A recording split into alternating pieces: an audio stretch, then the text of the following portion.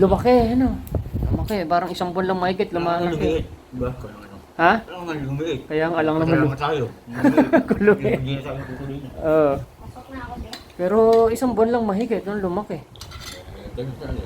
Kasi hindi pa ako nagpwesa niyan. Nagpwesado akong trabaho. Lalo siguro. Saka itong sa bibig mo, parang lumaki na rin yung bibig mo.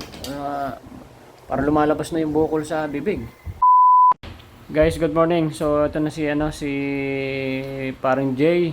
So matagal-tagal tayong hindi natin siya nakita. So ngayong araw na to papunta kami ng ospital. July 29 yung schedule namin sa isang test bago CT scan.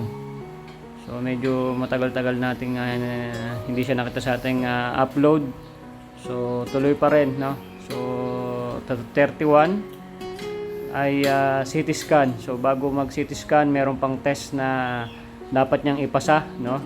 Pupunta rin kami ng barangay ngayon para sa kumuha ng indigency para may less tayo sa babayaran. So yan, pinapakain ko muna po.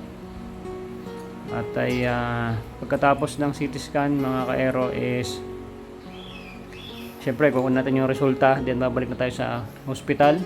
At ay para yung resulta ng CT scan makikita ng doktor na titingin sa kanya. At pagka na-check yung resulta ng CT scan, depende kung may ipapagawa pa silang test dito kay Jay. So sana pasado siya sa operation at ay matanggal na tong kanyang bukol. So pray nyo po mga nakakasubaybay. So yan, mahirap na trabaho to ng pagiging charity vlogger.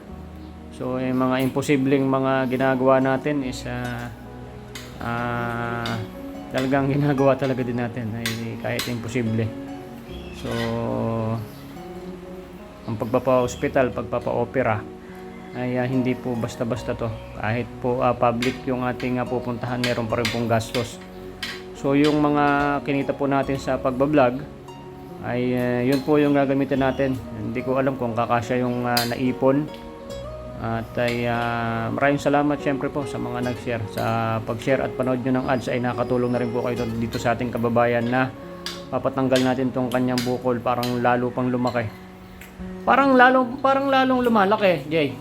Lumalaki yan dyan, oh, dito sa may mata mo, oh, ba't umaabot na? Ano? Ayan, oh, pag dati hindi naman gumaganyan eh, oh, pag nguya mo, umaabot na yung itong bukol mo sa mata. Ayan, oh. Ay, lumalaki. Tumataba yung bukol mo. So, wala kang nararamdaman naman? Walang sakit? Hindi, wala. Walang sumasakit dyan sa bukol. Ingatan ko yung kadugat. Oo, bawal ka masusugatan. So, Ingatan ko. lumaki, ano? Lumaki, parang isang buwan lang mahigit, lumalaki. Diba? Ha? Alam nga lumiit. Kaya ang alang naman Naman tayo. lumiit. Hindi na tayo kukulina. Oo. Pero isang buwan lang mahigit, nung lumaki. Ganun talaga. Kasi hindi pa ako nagpwesa niyan. Nagpwesado akong trabaho. Lalo siguro. Saka itong sa bibig mo, parang lumaki na rin yung bibig mo. Parang lumalabas na yung bukol sa bibig. Nako po. Labas naman talaga yan. Labas talaga. Pero sa tingin ko parang mas lumaki siya ngayon. Isang buwan lang mahigit. Ano? Mabagal kasi.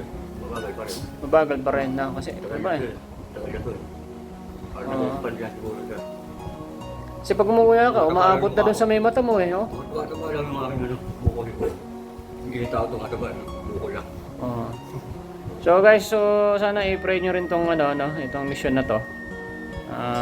Yun naman ang pinaka-mission natin dito sa kanya, matanggal yung bukol niya para bumalik siya sa normal, no? Para makapaghanap buhay siya kasi bata pa po ito eh.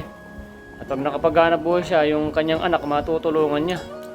At ay syempre para hindi na rin siya nahihiya sa kanyang lagay at ay hindi siya laging nakatalukbong sa muka na tinatago niya kasi yung kanyang bukol, eh sana ay maging success or talagang maoperahan talaga itong si Jay.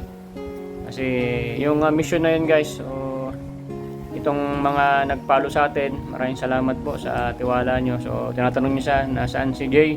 So ngayon po, di ba't nasabi ko naman, ay July 29 po yung schedule, tapos 31 yung CT scan. So syempre bago i-CT scan ay meron pang isang test na dapat ay papasado siya. Papasa siya sa kanyang test ngayon para sa CT scan. Yun naman po yung dapat. So pagkatapos noon, balik tayo dun sa hospital, yan sa may RMC. Shoutout dyan kay Doc. So pensya na medyo kami natagalan. Mahal po kasi yung CT scan.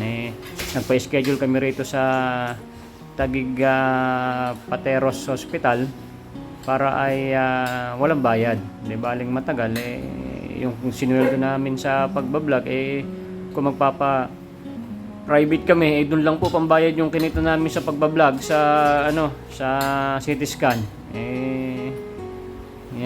Nagtiyaga na lang po sa sa medyo matagal yan, isang buwan at kalahati. So ngayon na lang ulit para sa schedule na yan. So guys, paantay na lang po yung mga susunod pa na mga update at ay palapit na at ibablog ko po ito para malalaman nyo yung resulta at pati dun sa kabilang hospital kung talagang ma-operan siya at kung po pwede. So sana wag lang yung sinasabi ni Doc na may nilalagay sa panga, yung parang stainless napakamahal nun. Hindi naman po pwede na libre yun. Nasa 150,000 daw yung bakal na yun.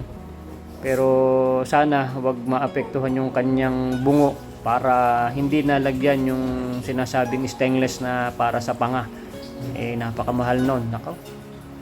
Saan naman tayo kukuha ng ganun? Magkano lang naman yung kinikita natin sa pagbablog. Hindi naman tayo palaging trending at para marami kikitain. Ay nako. So guys, gagayak na kami. Alis muna kami. Hintayin nyo po ang susunod po na update. Thank you po. Nay, ito na yung bayad ko sa isa. Kunin mo yung isa. Isa muna. Iyan Tapos isa pa, 'di ba? 4 dapat na sardinas yan.